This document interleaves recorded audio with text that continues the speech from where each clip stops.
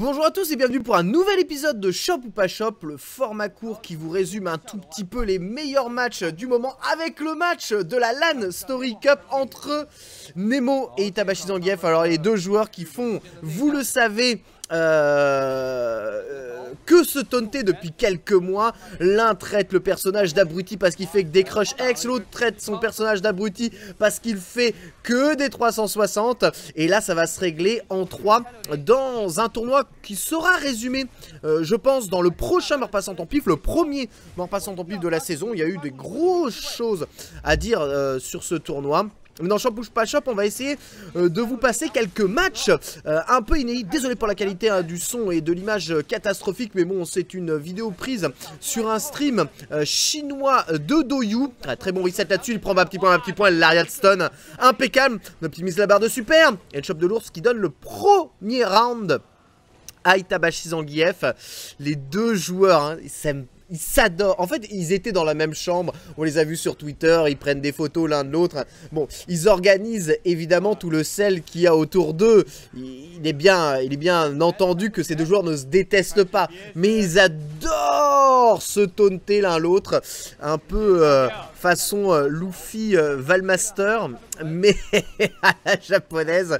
Ce qui est vraiment très très drôle. Il y aura des choses à dire évidemment sur la sortie de Mena aussi. On en parlera dans un épisode de la garde C arrière prévu normalement demain sur la JVTV. Très bonne Chop qui remet dans le coin. Il tente un deuxième Chop. Il y a le look de Chop. Moi, on saute pas sur le gros. Il y a tant d'interception du saut vertical gros point. Vous avez vu ce Stanley Punch qui a cassé le saut arrière ici de Nemo. Avec ce crush parfaitement mindé, mon gars. Écrabouillé. Alors je rappelle que le format Shop ou pas Shop n'excédera normalement pas les 15 minutes afin que vous ayez quand même une vidéo que vous puissiez regarder et que ces vidéos sont exclusives du coup à YouTube. J'enregistrerai une prochaine vidéo, il me semble, sur la finale de la Gamescom de Dragon Ball Fighters aussi, juste après. 1-0 pour Itabashi Zangief, mais c'est un saut en gambit d'ouverture qui a été intercepté par Bagro Point.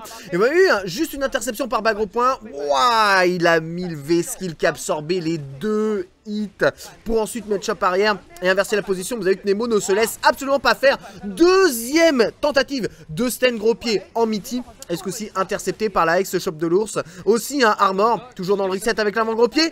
Et c'est à nouveau la 360 d'encaisser. Oh attention parce que là il y a combo reflect. Gros point.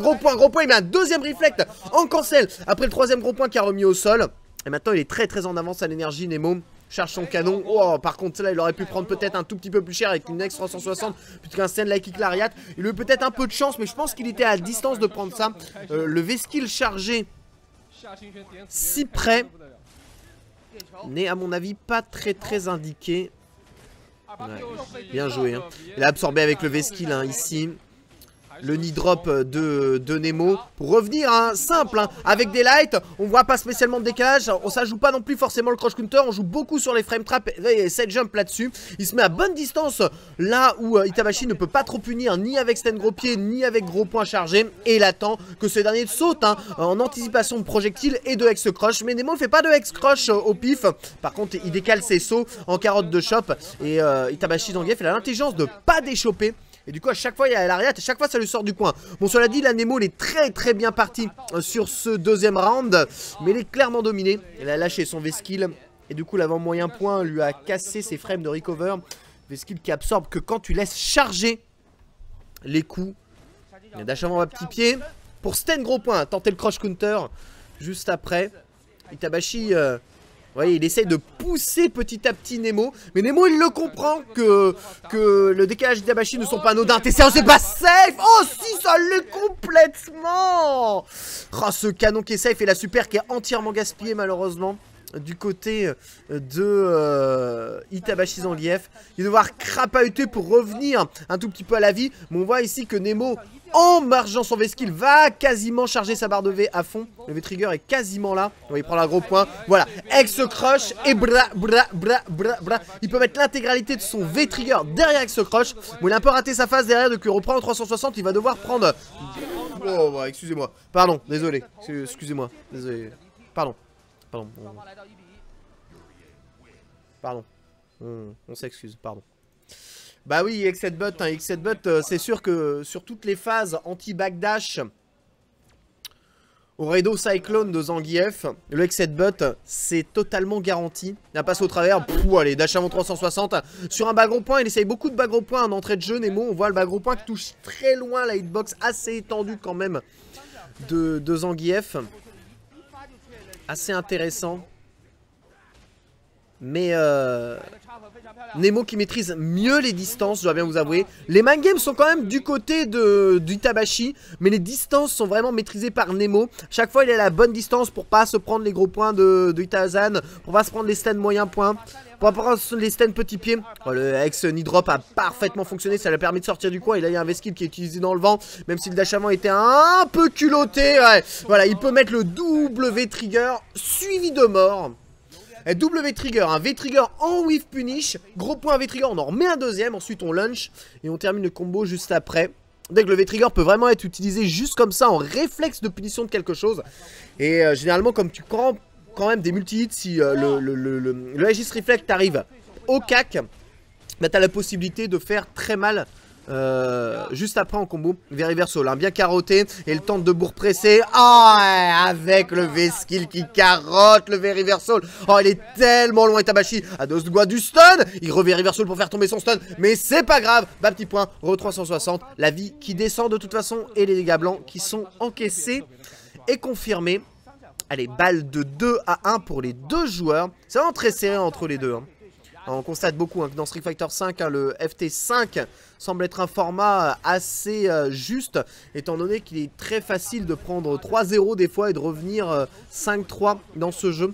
Tant le jeu a des mécaniques assez cruelles qui peuvent te faire perdre un match sur une mauvaise décision. Et bon, sûr que les mauvaises décisions peuvent s'enchaîner round après round. Et ça n'empêche que si tu prends ensuite les bonnes décisions... les sets suivants, eh bien tu peux très facilement faire un sweep dans le jeu.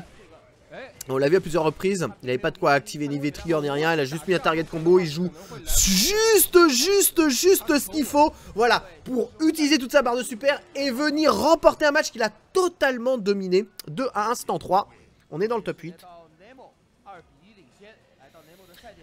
Donc je disais oui. L'idée de Nemo, c'est de contrôler l'espace le plus possible. Et évidemment, de jamais se faire mettre au sol. Il doit casser ça, cet espace contrôlé, Itabashi Zangief. Je sens que Nemo reste pas à camper. Hein. On le voit beaucoup tenter quelques dash avant. Vous savez, c'est comme ça qu'on casse le jeu dans Street Fighter V. Avec des dash avant qui surprennent. Plutôt que d'aller vers des séries de sauts vers l'avant. Qui sont contre Zangief très risqués. Vous verrez beaucoup les Hermika aussi tenter beaucoup de dash avant. Même si c'est risqué un dash avant. Pour surprendre. L'avantage de Nemo c'est qu'il joue Urien. Et qu'Urien a aussi son X-Crush qui fonctionne comme un dash avant. En plus qui gratte. Et qui peut faire des dégâts en hit. Et qui peut être confirmé par le V-Trigger. Il a un bon comeback là-dessus. Ce gros pied ça a touché. Ah, il essaye de reset à la chope de l'ours après un stand petit pied. Ce qui était pas mal à cette distance là. Il absorbe tout. Mais il ne pourra pas en absorber assez. Bah oui, à un moment faut que ça s'arrête. Faut arrêter les conneries. S'il vous plaît monsieur. Monsieur je vous en prie. On stoppe ça. On stoppe tout. Avec 360 c'est passé dans le vent. Allez, le bas gros point est canon. Toujours à la bonne distance hein, les premiers hits du bas gros point. Là c'est pas safe, enfin il lui fait savoir.